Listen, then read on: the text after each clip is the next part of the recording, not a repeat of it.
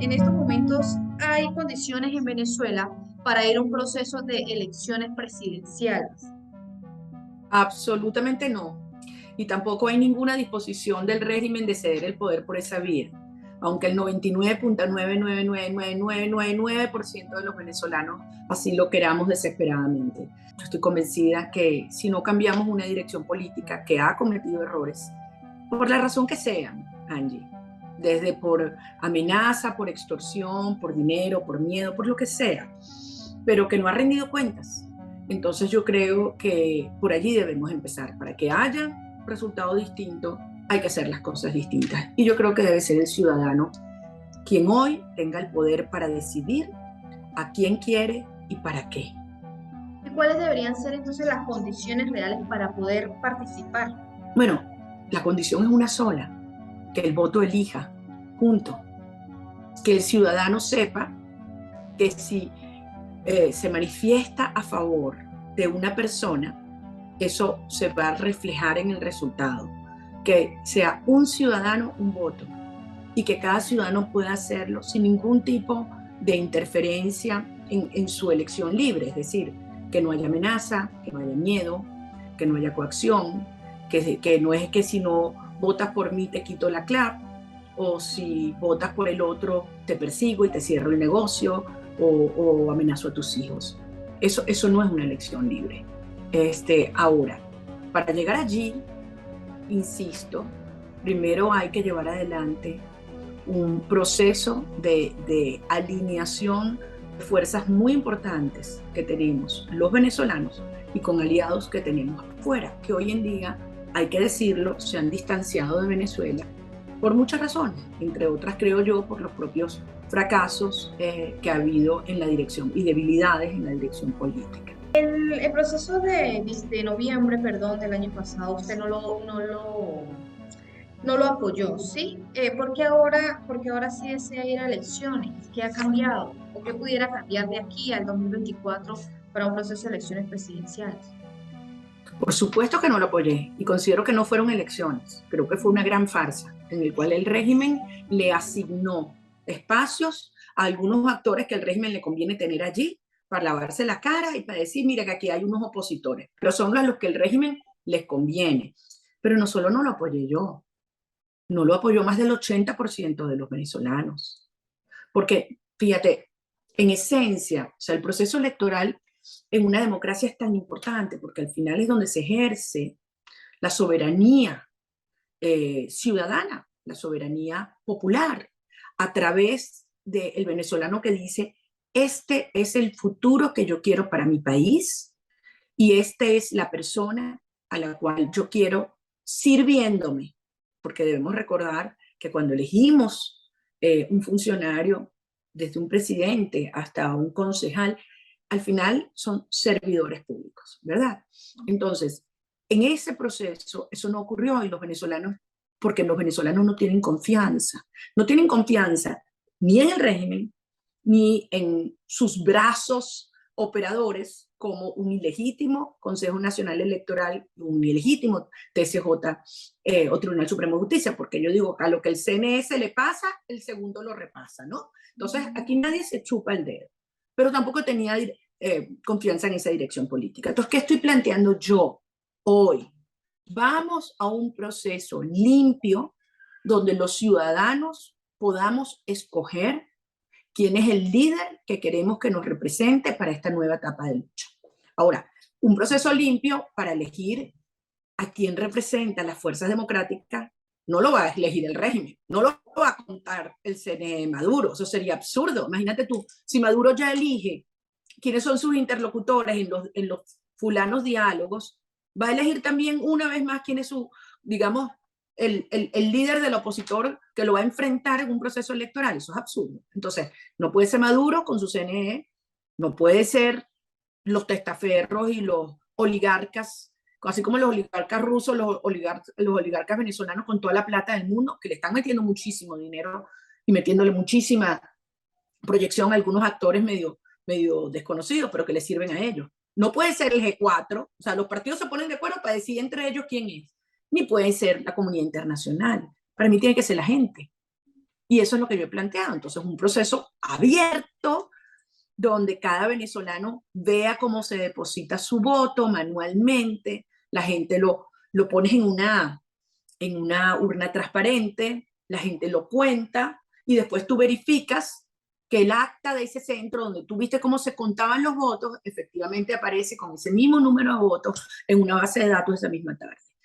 Y un punto muy importante para mí es, y yo creo que para todos, es que los venezolanos que están afuera, los que están en el exterior, también puedan votar. Es decir, estamos hablando de casi una cuarta parte, un 25% de la población venezolana que ha sido expulsada, que son refugiados, a los que el régimen les niega identidad, no les dan cédula, no les dan pasaporte, y también le dicen, no, mira, que ustedes no pueden decidir acerca de su futuro. Ah, una cosa es que el régimen haga eso. Ah, pero la oposición va a hacer lo mismo. Tampoco los va a reconocer. Eso es inadmisible. Entonces yo creo que esto no son condiciones mías. Yo estoy transmitiéndote lo que los ciudadanos me expresan y lo que yo creo que la inmensa mayoría de los venezolanos queremos. Y yo te pregunto a ti, ¿cuál de estas condiciones tú crees que no es razonable, que no es justa, que no es sensata? Y si no es con el CNE, sino con la gente, ¿cómo se elegirían los fiscales, las personas que van a estar pendientes de que todo sea legal y transparente? Bueno, fíjate, hay muchas organizaciones de la sociedad civil que tienen experiencia en Venezuela. Hay universidades, hay ONGs, ¿sabes? Hay grupos de las comunidades y hay gente muy honorable en el país que en el pasado también ha ofrecido su participación, su nombre, su trabajo, porque este es un régimen que se ha ido quitando cada vez todas las caretas, que sabemos que ha cometido crímenes de lesa humanidad, que tiene tratos y vínculos con el narcotráfico, con el terrorismo, con la guerrilla, con los paramilitares, que está involucrado en actividades no solamente de lavado de dólares y extracción ilegal de minerales, sino también tráfico de personas. Es una cosa muy cruel lo que estamos enfrentando. Y por eso es la urgencia de ponerle un parado ya. Pero eso requiere acción ciudadana. Y yo tengo mucha confianza en la fuerza de los venezolanos. Si la oposición decidiera ir a un proceso de elecciones primarias para elegir un candidato único que vaya a enfrentar a Maduro o el candidato del oficialismo, ¿usted se mediría? Es que lo he dicho una y mil veces, yo voy a enfrentarlos en todos los terrenos. Y claro que nos vamos a medir si hay condiciones. Y la primera es que es un evento organizado por la gente. Esto no es un evento del G4. Yo no voy a ir a coordinarme con el G4.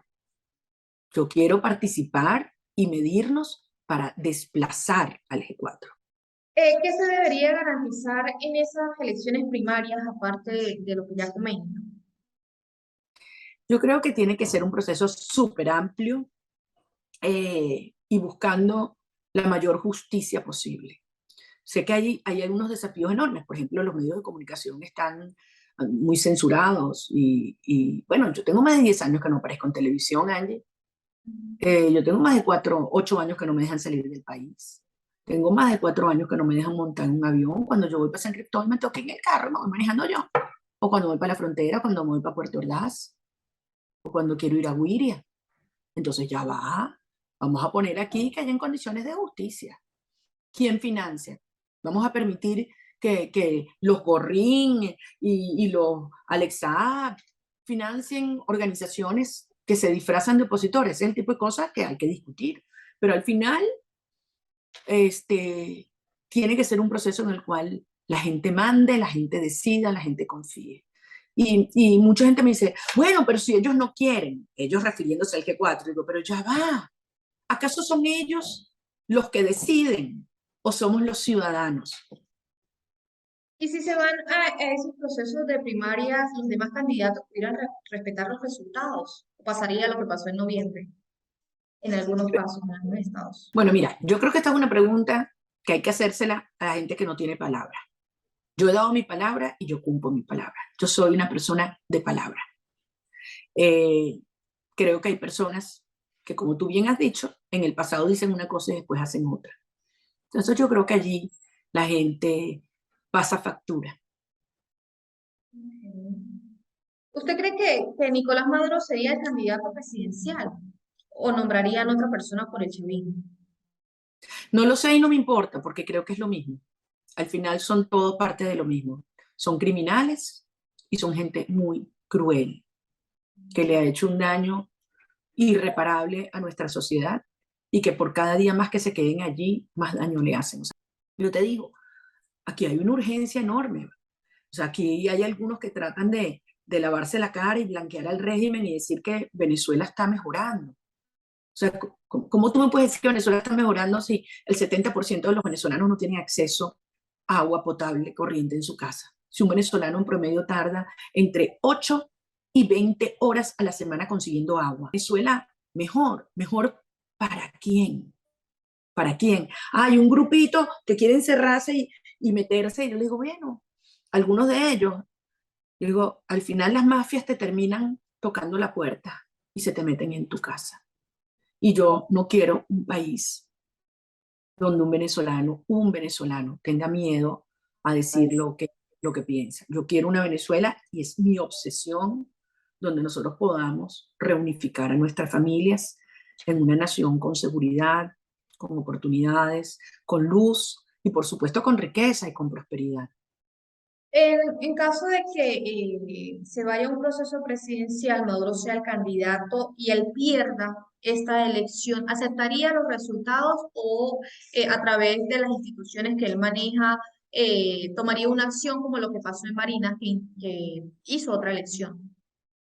O como lo que pasó en el 2013, que también perdió una elección y no la reconoció. Allí la respuesta es, eso no va a depender de Maduro, eso va a depender de nosotros, tanto de quién es el liderazgo en ese momento como la disposición de las fuerzas democráticas a hacer lo que nos corresponde. ¿Qué habría que hacer? Hacer respetar los resultados. Que prevalezca la verdad, la decisión de los venezolanos es sagrada. ¿Hay verdaderas posibilidades de sacar a Maduro del poder? Absolutamente sí, no es solamente un tema de posibilidades, es simplemente un desafío impostergable, es de vida o muerte, es existencial, es también una lucha espiritual, porque es una lucha entre el bien y el mal. Entonces, no hay otra opción y lo vamos a sacar, y lo vamos a sacar.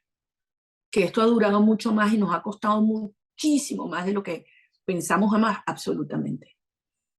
Absolutamente. Que se han cometido errores, muchísimos errores. Yo creo que el error fundamental ha sido subestimar lo que enfrentamos y no entender que son criminales. Esto no es una dictadura. Esto no es una dictadura. Y eso ustedes en el Táchira lo saben muy bien. Estos son malandros, delincuentes, criminales, mafiosos, dispuestos a todo y que están saqueando y destruyendo Venezuela. Y eso hay que pararlo. Y lo vamos a hacer.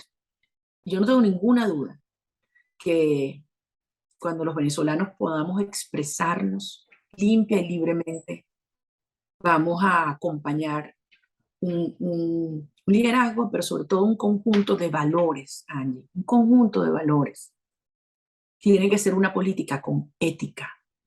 No es verdad, ay, que la política es así, que todos roban. No, cuando tú dices todo vale, entonces nos convertimos en un país de ladrones.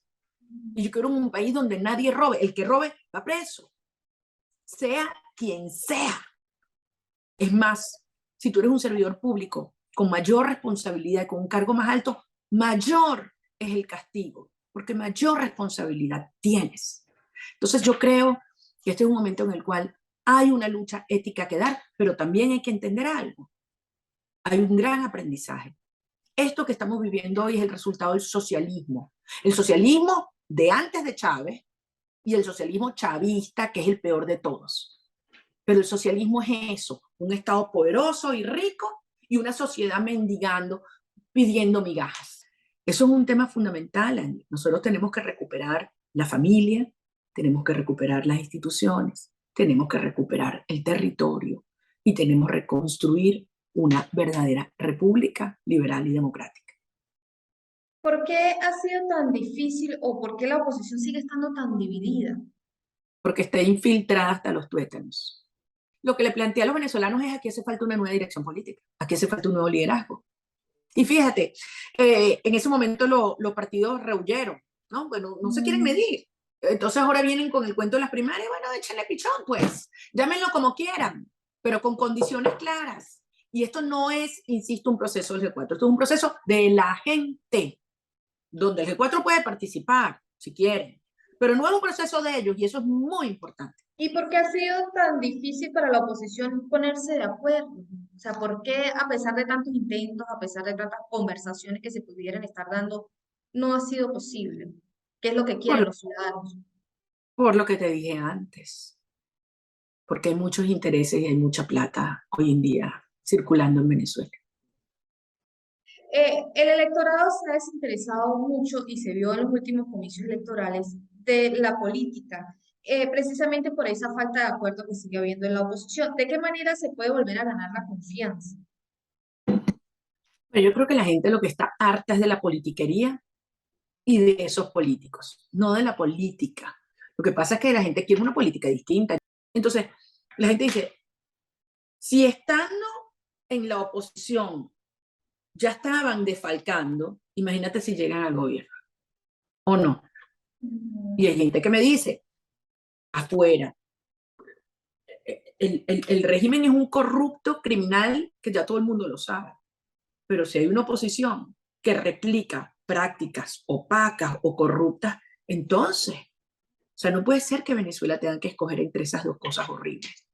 Y yo creo que como tú dices, volver a lograr que la gente se entusiasme, tiene que haber credibilidad y tiene que haber confianza. Y para eso tienen que ser personas que demuestren con su forma de actuar que no se prestan a esas prácticas y que no se van a dejar atrapar por el sistema, por el status quo.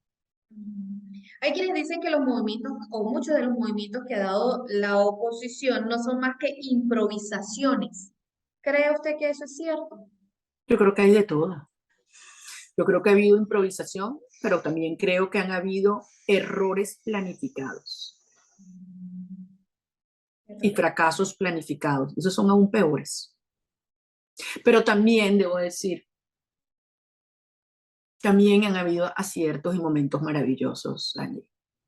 ¿Por qué la oposición de repente no ha aprovechado las fracturas que se han evidenciado en el sector oficialista? Mira, es un sistema de mafias y tú sabes cómo funcionan las mafias. Yo creo que, como tú dices, ahí hay vulnerabilidades muy importantes y creo que se van a ir viendo cada vez más y más, porque en la medida en que hay menos recursos en Venezuela y ellos han ido saqueando el país, las mafias son voraces, nunca se satisfacen, siempre quieren más y al final terminan enfrentándose unas contra otras. Yo sí creo que si algo debe hacer las fuerzas democráticas, o sea, es que a mí ya ni me gusta llamarlas oposición, porque yo creo que hay algunos que quieren ser oposición toda la vida. Yo no, yo no. Yo quiero poder servir a mi país y ayudar a hacer una transformación muy profunda. Y cuando yo he dicho, si me dicen: ¿tú quieres llegar a la presidencia de la República? Sí, yo quiero llegar a la presidencia de la República para servir a mi país y para cambiar las cosas muy profundo, para transformar al país, no para ponerle un maquillaje. ¿Es posible en estos momentos que la oposición se siente a negociar? Es que yo creo que nunca han dejado de hacerlo, nunca. Lo que pasa es que no nos lo dicen, y creo que se han repartido, ¿sabes? Cuotas y comodidades. La pregunta es: ¿a cambio de qué? Y entre la oposición, ¿por qué no ha sido posible sentarse a negociar entre todos los sectores o Pero las es que muchas, diferentes alas de la oposición que hay? no, yo creo que muchas veces se ha negociado, muchas veces se han logrado acuerdos. Han habido momentos, yo te mencioné solo dos. Lo que pasa es que algunos han negociado de buena fe y otros no. Y algunos hemos cumplido la palabra y otros no. Y yo creo que llega un momento en el cual uno entonces aprende de los errores. Yo cometí un error. Yo confié en gente que no merecía mi confianza. Y por eso, cuando pasó lo que pasó el 16 de julio, que yo siento que esa dirección política traicionó el mandato del pueblo. En 20 dijimos: hasta aquí. Ya nosotros no seguimos con esa mood que creemos traicionó un mandato de la sociedad en el 16 de julio del 2017. Ahí se creó toda la fracción 16 de julio y allí se creó el movimiento Soy Venezuela y allí empezó a crecer una fuerza que yo creo que es autónoma, ciudadana y autónoma. En los últimos 3 años, ¿cuál ha sido el peor error que usted considera ha cometido la oposición venezolana? Haber desaprovechado la gran oportunidad del 2019, cuando teníamos todo a nuestro favor. Un país unificado y alineado y entusiasmado, con confianza en una nueva dirección política. Todas las organizaciones políticas estaban alrededor de una política dura frente al régimen y había más de 60 países apoyando.